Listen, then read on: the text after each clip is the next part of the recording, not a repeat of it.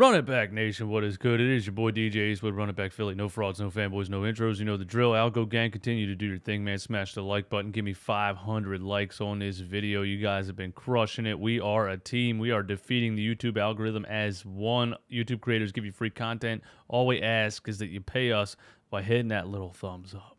You know what I mean? Hit the subscribe button if you're viewing this. Hit the notification bell so you don't miss any of these videos. Check out the merch store. Link is in the description. We got the Run It Back Philly Snapbacks t-shirts. The Slim Reaper tee with Devonta Smith on there. Check it out. It's in the description. All right, one more thing. If you're watching this right now, be sure to tune in to the live show at 12 o'clock today, Eastern Time. Lunchtime live. We're bringing it back. We're going to be live every single day at 12 o'clock. Talking to you, reading the comments, reading your thoughts, questions, comments, taking live calls on the show, the whole nine. So be sure to tune in at 12 o'clock today if you want to participate in the Lunchtime Live and give your thoughts on all of these things, all right?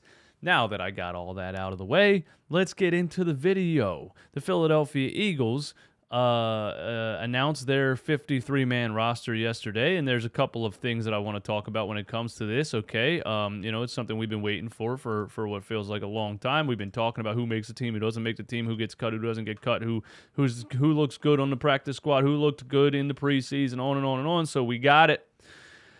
But first of all, look, I've been saying for a while now, Howie Roseman's offseason has been absolutely phenomenal, absolutely out of this world. I mean, the guy's an absolute menace to society. He was on demon time this offseason. He looked at the rest of the NFL, and he was in creeper mode, bro. He was on demon time. He was staring down other GMs. I'm going to take your soul. Nah, but look, man, my guy at Troel Embiid on Twitter just broke it down for us right here. He turned Steve Nelson into James Bradbury. He turned Alex Singleton into Kobe Dean. Good Lord. He turned Eric Wilson into Kazir White. Woo! He turned Jalen Reagor into A.J. Brown, even though Jalen Reagor is still on the team. He turned Hassan Ridgeway into Jordan Davis. He turns Jannard Avery into Hassan Reddick, and he turns Anthony Harris into C.J. Gardner-Johnson. After the Carson Wentz thing and all this stuff went down and drafting Jalen in the second round unexpectedly, all the things we were ranting and raving saying fire Howie Roseman, man. The guy has redeemed himself. And Howie, I apologize. I think Howie Roseman really knows. He knows what won that 2017 Super Bowl. Yes, Nick Foles randomly playing like Joe Montana helped. But at the end of the day, it was the defense. It was the defensive line. It was the run-stuffing defense. It was defensive line. Decent linebacking core that year, too. But, yeah, shout out to Howie Roseman, okay? The Eagles 53-man roster. A couple of notes about the 53-man roster. They kept 10 offensive linemen and 9 defensive linemen. So there's that. Like I just said, Howie Roseman knows what won that Super Bowl. He's been like that. He learned that from one of the greatest, Andy Reid, former offensive lineman, but a guy who every single season in the first round, even growing up as a kid, you know what I mean? When I didn't know much about football or the game and we just wanted that flashy receiver, Andy Reid was like offensive lineman, defensive lineman. And when we get to the 6th round, I might draft a wide receiver. You know what I mean? He was always like that. He hired Howie Roseman. Howie has been like that ever since he was the GM, and it's just always going to be like that. And guess what? The football is won in the trenches. It just is what it is. It's why they call the skill positions. It's won in the trenches. Without a solid offensive line or defensive line, your team's going nowhere. Yeah, I just even in today's league that's pass heavy, your team is not doing much without a strong offensive and defensive line. The game is won in the trenches, and Howie Roseman knows that, and he continues to live up to that reputation. 3 undrafted rookies made the squad.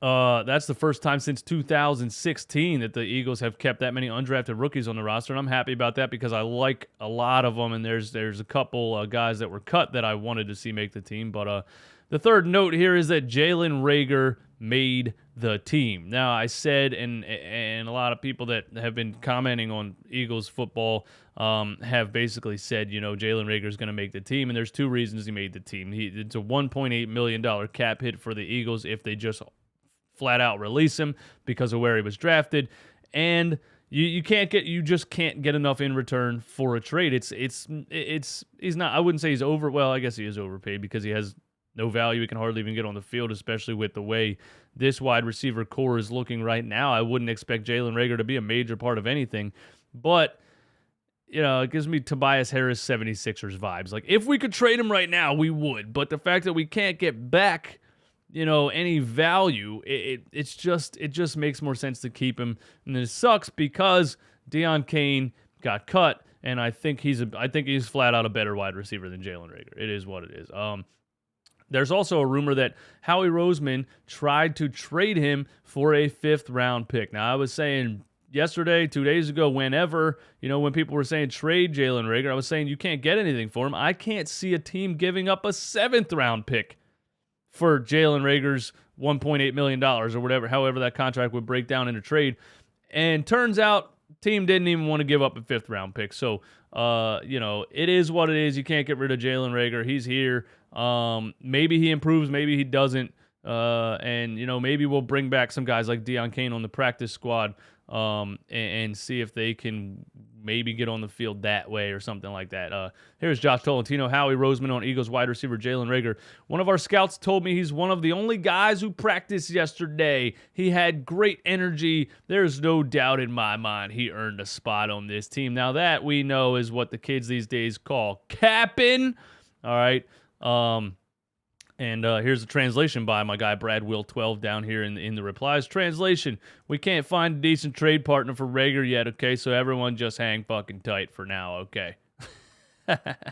So there's that. Like, that's basically it. I mean, he's not going to sit up here and say, "Damn, Jalen Reagor stinks and we wish we could have traded him." Like, he had to say, "Oh, he's great and he showed energy, I guess." And, he made the team. Yeah, he's lying. He's straight up lying. It is what it is. Deon Cain was cut, and, I think he had a great preseason.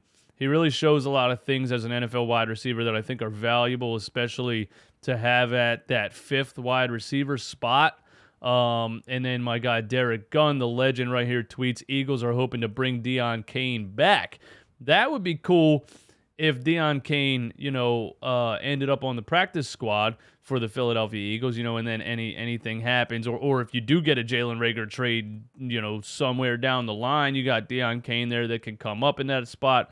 That would be hopeful. But the problem here is that I think Deon Cain showed probably too much in the preseason as far as his ability to potentially be a solid wide receiver for an NFL team, that I think he'll probably get offers to be on an NFL team's 53-man roster and won't have to sign to the Eagles practice squad. So I actually wouldn't be shocked if the Eagles can't sign him to the practice squad because he takes an offer somewhere else, because I think he looked really good in the preseason. I think he has good hands. I think he has good footwork. He showed a lot in the preseason, and I think he deserves to be on an NFL roster. And we'll just see what happens with that. Another thing I am happy about, my guy Josh Tolentino is the guy that I like on the Twitter fronts. What's his first name, man? Reed Blankenship. I did a play breakdown of Reed Blankenship 2 days ago, so go check that out if you haven't seen that. Reed Blankenship makes the team as an undrafted rookie. And I love it, man. I absolutely love it. I think Reed Blankenship, there's a couple guys that made this team, and the reason I can see just from the film why they made the team is because they're physical, and they have fundamentals when it comes to ball tracking, and making tackles. The past couple of seasons for the Philadelphia Eagles, especially in the secondary, we've had guys that couldn't tackle my 7-year-old, you know what I mean, out here. So, when you see guys in the preseason really, honing in on the ball carrier and really getting low and focusing on the hips and wrapping the legs and driving players into the ground and finishing the play by wrapping up, I love it. And I'm so happy Blankenship gets the chance here because of what he showed in the preseason. If you didn't see the play breakdown, again, go watch it, man. The dude, I love watching him tackle. He's an absolutely 100% fundamental tackler. Square, low, hips, wrap, drive into the ground. Love it. And I love that Reed Blankenship gets the chance here. And Howie Roseman says he's a 5-year starter. He continued to show up. He had a feel. He's got physical tools. He's always around the ball. We wanted to recognize that because we had a smaller draft class. So shout out to Blankenship. Josh Jobe makes the team as an undrafted free agent also. And Howie Roseman has a quote on Josh Jobe. We knew him obviously from Alabama connection from day one when he came in here. He came in with the right mindset. This is a big, long, physical cornerback. I think, again, same situation. A guy that showed a lot in the preseason, that he's a fundamental tackler. He tracks the ball carrier. He gets low. He's square. He aims for the hips and the legs. He wraps up. He finishes the play. And I think, both of those guys really stood out. I was like, these dudes are physical. These guys like to hit. These guys like to tackle. We've needed guys on our secondary like this for a long time. So I'm so happy both of these guys get a chance. Kavon Wallace makes the team, and, it's whatever. It's Kavon Wallace. It is what it is. I've seen enough of Kavon Wallace to be totally frank with you, or haven't seen enough because he never gets on the field. Again, drafted out of Clemson, you get those Dawkins vibes, those Brian Dawkins vibes, that Clemson safety. But Kavon Wallace hasn't shown us anything in the couple of years that he's been here. I guess I don't really know how he's still on the squad, but I guess the Eagles have some kind of faith in Kavon Wallace. I guess he was injured last year. I don't know what happened. I don't. Kavon Wallace just doesn't do it for me. I'll take Blankenship over Kavon Wallace all day, but he's still on the squad. But there it is, man. There's all the notes. There's all the thoughts. And how he kept 5 wide receivers. Sucks that Deon Cain got cut. He'll probably sign with another team if I had to guess. And the Eagles go 10 offensive linemen and 9 defensive linemen because that's what Howie Roseman does, because the game is won in the trenches. And that's the old school Andy Reid 2001 era of drafting and keeping a roster together, and the game is won in the trenches, and that's what Howie does. And Howie had a great offseason. I'm excited for it. Yeah, man, let's go, man. Let's go. Hey, tune into Lunchtime Live today at 12 p.m. Give your thoughts in the live chat. Call into the show. We'll be here, man. We'll be here. Y'all stay locked in, man. Hit that like button. Hit the subscribe. Hit the notification bell. We out.